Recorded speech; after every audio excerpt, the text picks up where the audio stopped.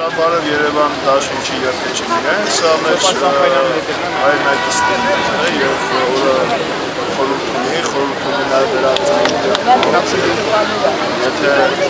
1915 թվականին մենք սխալներ վաճառով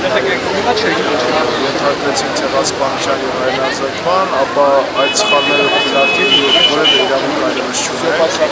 չկնելու որևէ իրավունք ունենք և 2013 թվականին մենք պետք է այնպիսի ողջախոհությամբ զիջենք, որը հնարավորություն կտա և պահպանել Արևելյան Հայաստանի այսպիսի կտոր հայրենիքը և զարգացնել այն, որից հետո բնականաբար պահանջատվության հետևում ենք,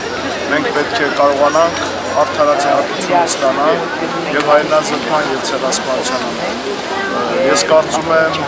մենք մեր պայքարի մի հանգրվան արդեն կյանք ենք կոչել Արցախ ազատագրեցին և դրան զուգահեռ այսօր պետք է Հայաստանում մարդու իրավունքները փորձենք ազատագրել և հարգել և